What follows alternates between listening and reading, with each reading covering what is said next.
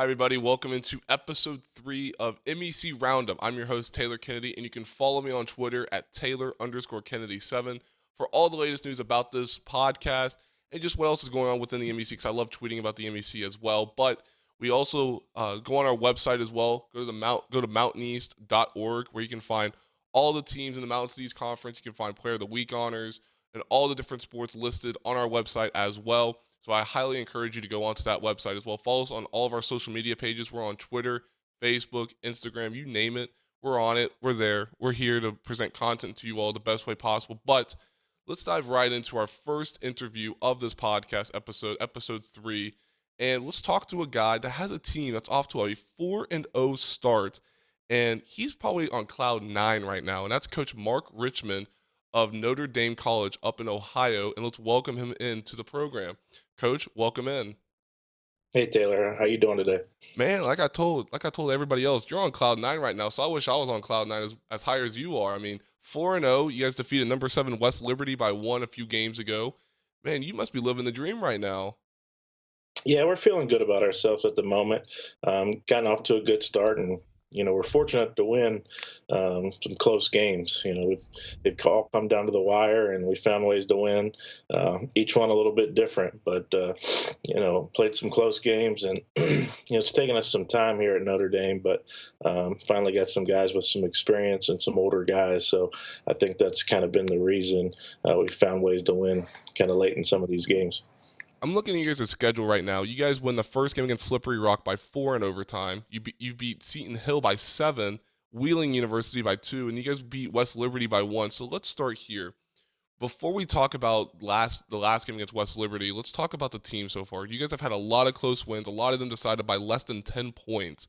Talk about this team's ability just to be able to bounce back and be able to close out these games late and be able to, squeeze out a win. Talk about that. 'Cause, like I just said, you guys have won all your guys' games by single digits. Just talk about that. Sure. I think it kind of started, we do have a lot of new guys, and our first game at Slippery Rock, we got down 21 and made a 21-point comeback in about the final 9 minutes of the game. And I think ever since that, kind of getting that win, and we played the right way, and it exposed some things, and we've started to figure some things out kind of late in that game. Finding a way to win that one kind of propelled us, into the last couple of weeks. And obviously, we played the following night against Seton Hill, and we were kind of in the opposite situation where we had a big lead, and it took us a while to close it out, and we let them back in it a little bit. So, as you know, it's a long year, and the more situations like this you can go through, the better it is for your team. But we've been through some situations, and some fortunate for some last minute or last second shots not to go in, and we've made some plays to win games. So that's kind of where we are at this point. And we've got 8 games in the next 20 days, so we're going to figure out a lot about our team. We'll talk about the 8 games in 20 days here in just a second, but I want to talk about this last game against West Liberty. You guys squeeze out that win by 1, 82-81, and you look at what this win means for the program. It's your guys' first defeat over a top 25. It's your first victory over a top 25 ranked team for the first time since beating West Liberty in the Mountain East Conference Championship game in 2019, and it was also the first win against West Liberty in Murphy Gymnasium. So talk about what that win means for not only you as a head coach at Notre Dame, but also just for the program at Notre Dame as well. Well, I've told several people, like, obviously West Liberty is the barometer for every team in our league. If you can compete with those guys and find a way to win, you should be able to compete with just about anybody in our league and the country for that matter. So our guys were excited about it. It was our home opener.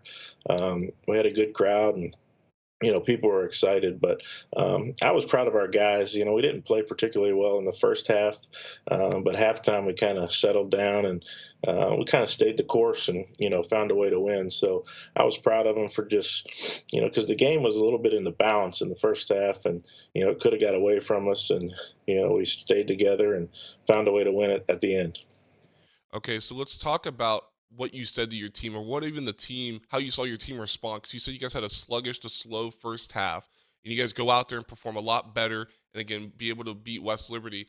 So just talk about how you saw your team respond from such a slow first half against the Hilltoppers.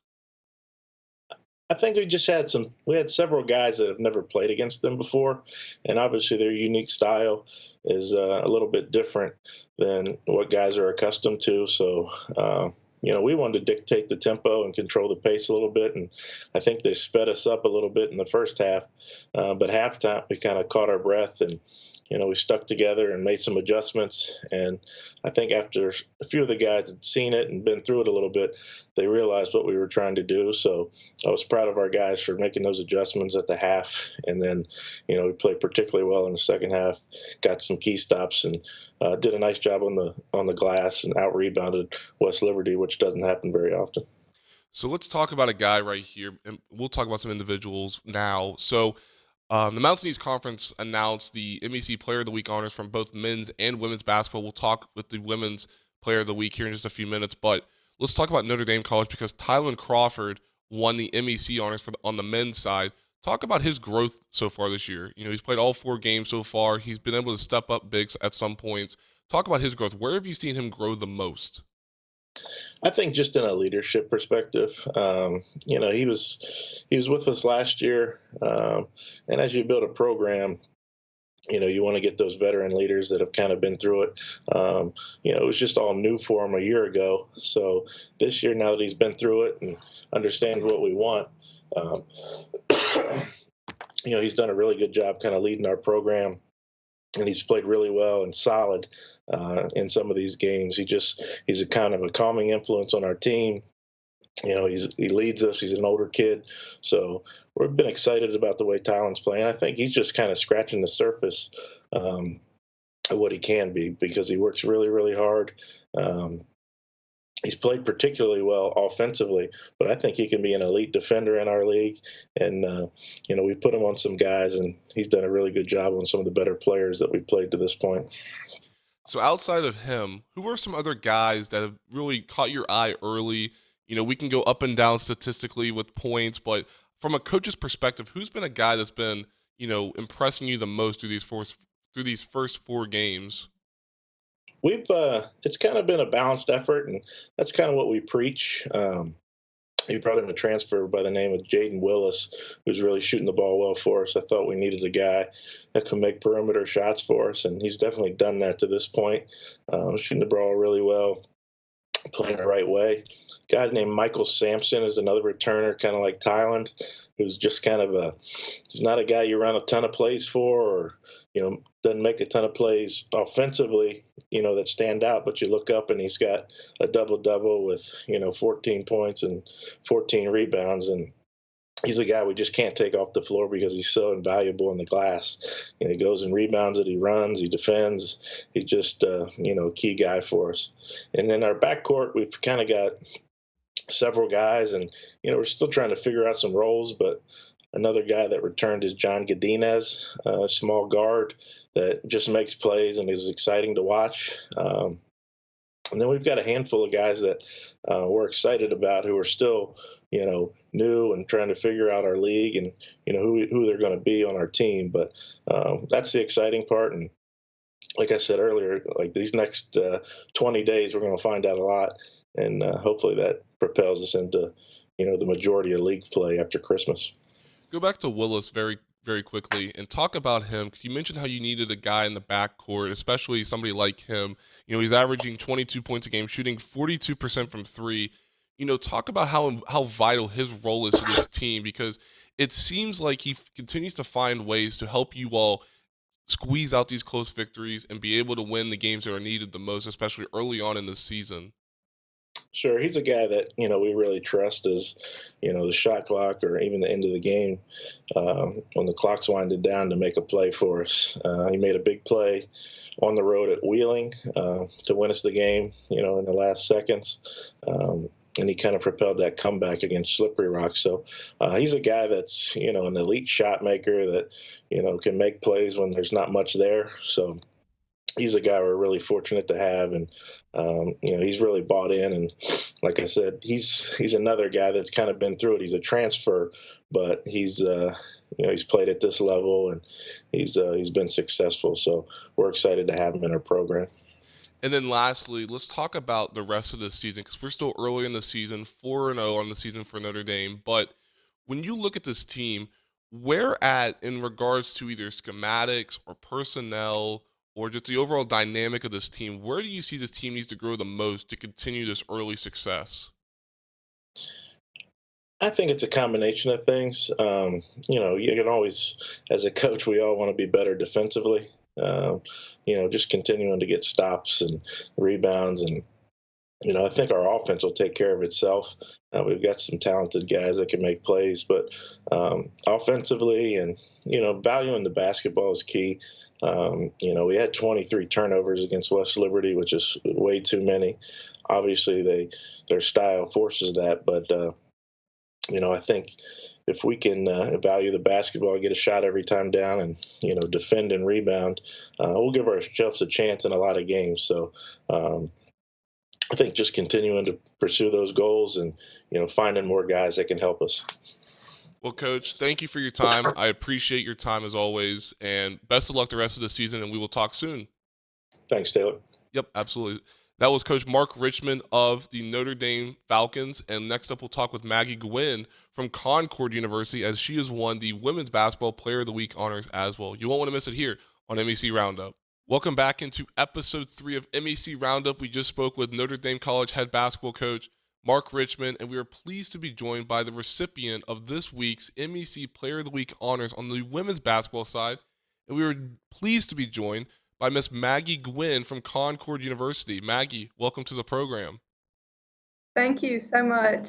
So how's everything been for you so far? I mean, we just spoke with Mark Richmond. He's on cloud nine because they're 4-0 to start the season. But, I mean, you're on cloud nine as well right now. You just walked in, said, here, I want MEC Player of the Week honors. Boom, you got it. Yes, our team's playing really well right now. And, just the experience. We've all been playing together for a little while, so I think that's been really beneficial for us. And I just hope we continue to play the way that we are. I got some notes from your guys' SID, Mr. Wes McKinney, and who's a good friend of mine, but you're 9 points away from 1,000 points. Has time just flown by, or I mean, I guess at this point your wrist must be hurting. I mean, is it good? Am I right when I say that? I mean, you're close to 1,000, so you're probably trying to flex both wrists, and you're just like, man, this hurts. I'm very excited, but I mean, that's a team effort for sure. I wouldn't be able to score those points if it weren't for my teammates. But yes, I'm very excited and just thankful that I'm going to hit that milestone, and I'm excited. As you should be. But let's talk a little bit about your team this year. So you guys are off to a great start, 4-1 this season, and you guys have played a ton of great games so far. Walk us through your team so far. What are you seeing from this year's Concord team, and just overall, how are you enjoying the season so far? I love it. I love this group of girls. We come in every day and we put in the work, and I think that's going to pay off for us. We have experience. Our point guard's a senior. I'm a senior, and Riley is a fifth-year senior. So, I mean, that helps a lot. Experience is a big thing, especially in basketball. And, all of the sophomores, freshmen, and juniors, they all do really well, and we've all adjusted and just play really well together. So I think we'll be great. How have you sort of seen yourself grow into more of a leadership role this season? I mean, you mentioned how you are a senior this year, so that means it's coming down to the wire, and it seems like every little game is more and more important leading into that final game that you play for Concord. But as a leader, how have you sort of assumed the role as a leader for this year's team? Well, pretty much. Everyone has a bad game, or there's games where you're struggling, and that's when I realize that I have to do other things, whether that's patting my teammate on the back or, getting those assists, feeding the ball to Riley. And I try to keep us all talking and, staying focused while, communicating, because that's such a big thing in basketball. So I really enjoy being in this position because it's not all about scoring points. And I really like that. And I like being the person that people come to and lifting people up. So I do love the leadership role. And it's all about experience. I've got to play for 4 years. And sometimes when things aren't going right for a freshman, that's who they look to. So I've been in that boat. I've made those mistakes. And it's just part of growing in the game. I want to talk about your game 'cause, last week you had a great week. You scored 31 points against West Virginia State. And before that, you had only scored 31 points total in games prior to that game against the Yellow Jackets. Was it just nice to get back into the groove of things? I mean, what sort of led you to just saying, okay, I'm tired of just scoring 31 points total in the first few games. Now it's time to go out there and show them who Maggie really is. Right. I had been struggling and it was frustrating, but I just kept getting in the gym, kept getting those shots up because I was like, eventually they have to fall. And, I've played state for 3 years, so I knew what was going to be open. So the days before the game, those 2 days, I was in the gym shooting many shots in all those spots because I knew that I was going to be open there. So, yeah, I was frustrated with the way that I was playing before, but, you just have to keep putting in that work and it'll come. I want to talk about this because I always feel like the psychological aspect of a student athlete is always important to, dissect. So you scored 31 points in your first few games, and you go out there and score 31 points against one team this season. I'm curious as to what you say in regards to how do you go about just blocking off previous performances and then continuing to move on? Am I sort of in the ballpark of what I'm saying about how that worked with you, or do you approach it differently whenever you have a bad game or games in that standpoint? Honestly, the older I get, it's easier to put stuff behind me because there's nothing I can do about those games before. And that's like shooting in a game. If I miss the first 3 shots, I can't worry about those shots because I'm not going to get them back. So my coach has really been on me about that because I would struggle sometimes with letting that affect how I played and like my mental aspect of the game. So I'm really trying my best to like put things behind me and just move forward because that's all you can do.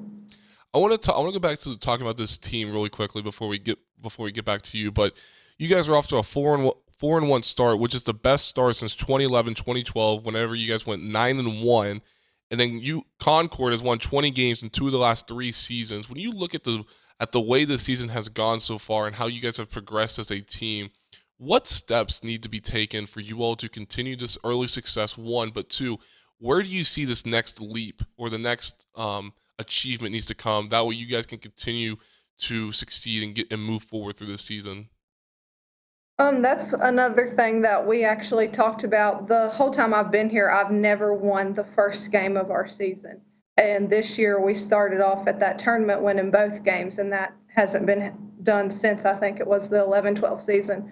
But we're really focusing on finishing a game because last year we actually really struggled with that and we couldn't finish on the road. Home games, we were okay. We would, push through. But away games, we just couldn't get over that hump of finishing. So our coach has been really, Coach T and both of them have been really hard on us about staying focused all the way through practice, whether it's a 2-hour practice, 2.5 hours. We have to stay focused at all times because that helps our mental part of the game whenever it is the fourth quarter or if we're going in overtime. So I think that's what's helped us a lot. We've had some close games at the end this year, and we actually came out on top, and we never did that last year. So I really think that they've really helped prepare us for finishing a game. A couple more, and let's start here. I'm curious to what your answer would be whenever I mention your head coach, Kenny Osborne. Whenever you look at your relationship with Coach Osborne, what has that meant for you just throughout these last few years and even this season in general, since it is your final season with the Mountain Lions? Coach Osborne's been really hard on me, but I'm super, super thankful for that. He's one that will pull me aside, and he's already done it this year whenever I was struggling and was like, listen, like, you can't do anything about that. You got to keep shooting. Like, whenever you miss a shot, it's the next shot. So I'm really thankful because, I take that much further than basketball. Like, life lessons for sure from both coaches, and I'm just really thankful that they both have taught me so much about basketball and about life as well. And then lastly, I want to end on this note. Since you are a veteran player in the Mountain East Conference, you've been able to play against some of the best competition in Division II basketball in the MEC. And everybody knows about the level of competition and on the men's basketball side in the Mountain East Conference. But from a women's basketball perspective, put into light as to how competitive the MEC is on the women's basketball side in your eyes?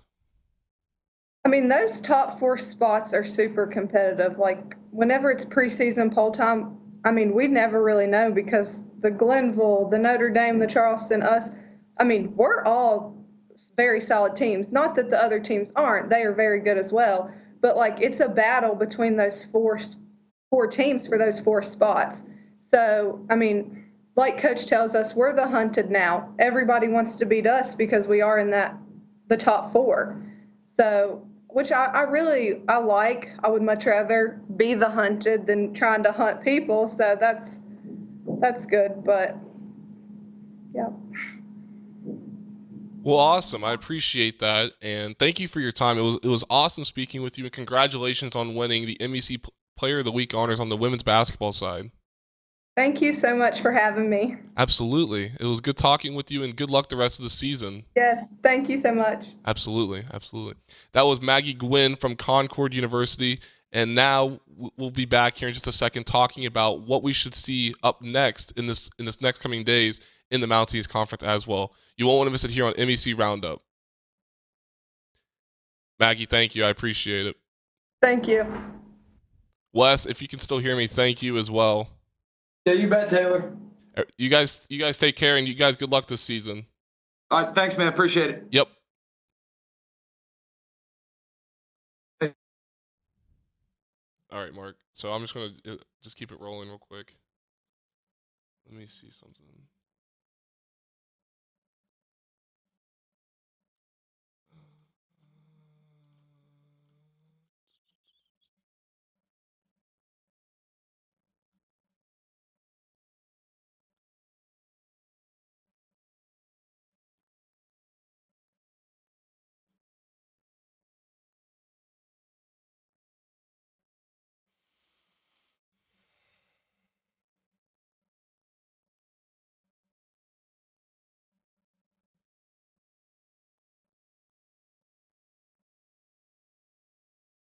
Okay. Mark, I'm ready in 3, 2, and 1. We'll close out this third episode of the Mountain East Conference newest podcast, MEC Roundup, and let's start here. Let's look at a few games this week that I have an eye on, both on the men's and women's basketball side as well. And we'll start here on the men's basketball side. And this is going to be competitive in both men's and women's basketball just because Fairmont State and the University of Charleston have been dominant so far this season.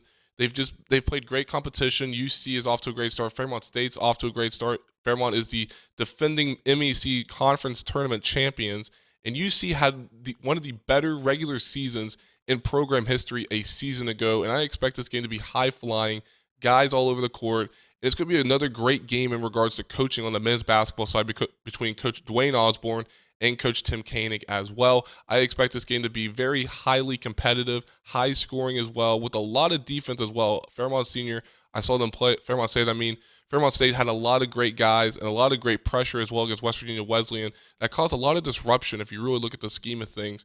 And then on the other side, on University of Charleston, Coach Dwayne Osborne does a tremendous job of preparing his guys in the matter of just getting ready for the next game as well. So I expect this game tonight to be one of the better games this evening in the Mountain East Conference. And then on the women's basketball side, you're looking at a 2-versus-3 matchup in this game between Fairmont State and the University of Charleston.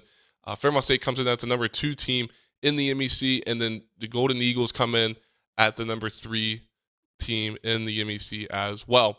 You know, you look at this game as well. UC was the conference tournament champions on the women's side, and Coach Tiana Kelly, we spoke with her in the last episode, very high on this team. But again, the consistency part of it is going to be a major, major factor moving forward throughout the rest of the season as well. Moving along, another game as well, Wednesday evening, Notre Dame College on the men's basketball side going up against Glenville State. Now, we know what Glenville State has with John Williams, who is a prolific scorer, high flyer. He can score at any rate he wants and at pretty much at any point in the game. And then on the other side, Notre Dame is just a Cinderella story so far. Off to a 4-0 start. We just spoke with Mark Richmond in this episode, and he just wants to see us continue to perform at a high rate. You know, they haven't won a game by double digits yet, but again, that's going to come into play because, you know, the ability to gut out these games will help them move forward throughout the rest of the season as well. And on the women's basketball side, another game to look out for as well is West Liberty and West Virginia Wesleyan. Another game between the Hilltoppers and the Bobcats. Just a game between two teams that are just dying to get back up to towards the top of the MEC as well. So keep an eye on that game just for bragging rights, or whatever it may be. Whenever you're sitting around in the living room and you're just starting to brag, you'll say, okay, we lined up and beat you all. Just saying. Okay. But, with that being said, this will conclude the third episode of this MEC Roundup episode. Again, I'm your host, Taylor Kennedy, and thank you all for joining me. We had two tremendous guests in Coach Mark Richmond of Notre Dame College and Maggie Gwynn from Concord University. And we will see you all next time on episode 4 of MEC Roundup. Also, follow us on all of our social media pages, and you can find us at mountaineast.org. That's mountaineast.org. Thank you all for listening, and stay safe.